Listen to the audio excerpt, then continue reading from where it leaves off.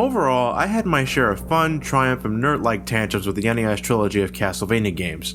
Together they represent what made the Nintendo Entertainment System so great back in the day. It wasn't just about beating the game, but gaining the skills and reflexes to master the controls you were forced to deal with. Yeah, I may not like particular elements of certain games, but in the end, these games are still considered classics and loved by many. But now it's time to jump up a generation. In 1991, fans of the series were introduced to Super Castlevania IV, considered by many to be one of the greatest entries in the series and the best old-school Castlevania game ever made. So yeah, those are pretty big claims, but hey, the Super Nintendo can do that to a series. Super Mario World is often considered to be the best 2D Mario game of all time, and Super Metroid, well, you guys all know. But let's just dive right in. Super Castlevania IV, in actuality, is a remake of the original Castlevania. Although the opening text says you're once again controlling Simon, that will mean Simon's well over 100 years old since Dracula rises once every century. As Simon, it's up to you to put an end to Dracula's madness once again, only this time, you're on the Super Nintendo. Once again, you're killing enemies with your trusty whip, the Vampire Killer, but this time, Simon can whip in 8 directions, and it feels good. Oh yeah, this is awesome. Killing airborne enemies has never been this easy, and it feels absolutely great destroying enemies that gave me such a hard time in earlier titles, like Axe Knights. Sweet. You can also hold the attack button down and dangle the whip in any direction you want. It looks a bit goofy, but it's great for blocking projectiles and killing annoying enemies like birds. And I love using it against the mummy. Taste my limp whip, vile fiend! Sub-weapons again are back in full force, but now you can just press the R button to use them instead of having to hold up and press the attack button. Candles, hearts, and pot roast are given 16-bit updates as well, so just about everything is here and accounted for. The 16-bit upgrade has more to offer for Simon besides a more versatile whip. The control has been tremendously improved. You can actually influence Simon's direction in mid-air now. It still feels just a little stiff, but it's a great improvement nonetheless. Look at this, you can actually jump on stairs now. Oh, this is great. You can even fall through stairs with just the push of a button. Yeah, you still can't jump while you're actually on the stairs, but since you can whip in all 8 directions, the stairs are thankfully no longer a problem in level design. Ah, son of a bitch! Knockback is still present though, and just like before, it can lead to some bullshit like this. Simon can now also cling to these hooks that are found in certain levels, allowing him to swing left and right to reach higher areas. It's pretty fun to do, but it becomes a pain in the ass in later levels. Wanna guess why? Unfortunately, Super Castlevania IV gets rid of the whole partner system of Castlevania III, and the multiple pathways are gone as well. You're controlling Simon Belmont from beginning to end, but with improved control like this, I don't really mind at all. The levels themselves contain a bunch of themes. For the first half of the game, you're actually trying to get to the castle itself. There's aquatic ruins, a murky cave system, a swamp that for some reason reminds me of Actraiser, and finally the entrance to the castle itself. Once you're finally inside the castle, things start to get a little familiar, although there are still plenty of new elements like swinging chandeliers, a level made of nothing but treasure, and of course a clock tower. There's always a damn clock tower. Each level is filled to the brim with all kinds of platforming challenges, but thanks to the improved control, it's much easier to time your jumps and whatnot, but there are still sections that I never look forward to. Like this part, where you have to make it through disappearing platforms, and this vertical climbing area where the stairs fall apart upon contact, and you constantly have this ring of instant death on your ass. For some reason, this particular staircase always gives me a hard time. I'm holding up on the D-pad to land on the stairs, but I keep fucking missing them. God damn it. I died here about 12 times. The game is nowhere near as difficult as Castlevania 1 and especially not Castlevania 3, but every once in a while the game loves to remind you that you're playing an old school Castlevania game.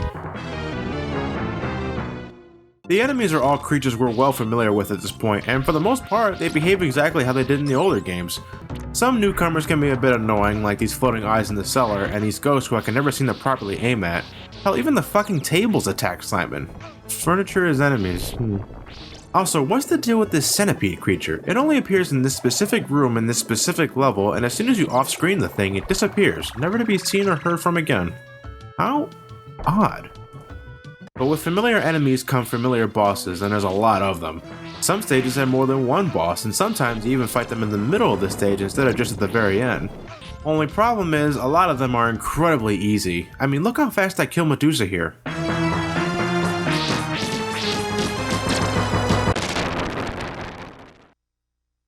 Though a lot of them look intimidating, they sure as hell don't put up much of a fight. One of my least favorite bosses in the game is this rock monster, not because of his attacks or anything, it's just because every time you strike him, the screen flashes white and it's incredibly irritating, especially when you're playing on a big TV. Ow, ow, ow. Ow. Ow.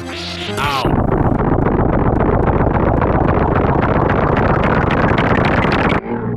But the boss I hate the most, and the one I never look forward to, is Slogra. Fucking Slogra. Before your encounter with Dracula, you have to fight Slogra, Gaibin, and Death himself with only maybe 1 or 2 drumsticks in between each fight. I can take Gaibin down, no problem, but Jesus Christ, this fucking Birdman always gives me the red ass. It's bad enough he has an explosively allergic reaction to Simon's web, but I swear his collision detection is all over the place. Look, I was nowhere near him. What the hell hit me? Come on, I'm so good. God, I hate when that happens. Luckily, you have unlimited continues like the previous game, and even if you get a game over, you restart at the beginning of the boss rush, so at least they wised up with the checkpoints. The crouching strategy is the best way to deal with him, but god damn does my thumb hurt after the battle. Luckily, Death himself is a total cakewalk, especially if you just stick to the corner and whip him when he's above you. But when all said and done, it's time to face off with Dracula once again, and this is certainly one of the most epic encounters in the series. I mean, not only does the background music set off the mood perfectly, but when Dracula's close to death, Simon's theme kicks in, and it's just an awesome way to conclude the battle. The fight as a whole is one of the easier Dracula encounters, and hell, one of his attacks can actually drop some food if you manage to attack it. And before anyone else points it out, yes, I did use the hidden power-ups located in the invisible staircase. I love hidden shit like this.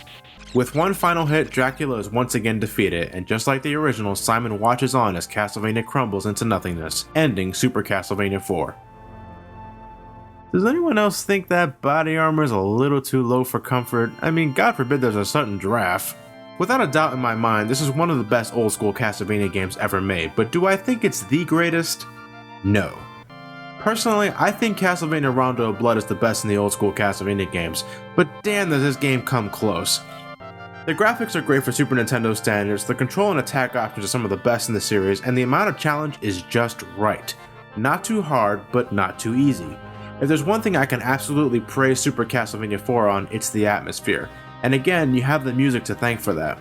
The entire soundtrack has a dark and creepy vibe that really brings out the levels and makes you feel like you're on a journey of life or death. The battle music with Dracula is one of my favorite musical pieces of all time, and the ending theme is something I'll never tire of. With controls that any gamer will appreciate, an incredibly versatile whip, and an atmosphere that completely draws you in, Super Castlevania IV is one of the best old school Castlevania games out there, and something I recommend you give a shot. Yeah, it's still a little challenging, and it has its moments of pure frustration, but the gameplay more than makes up for it.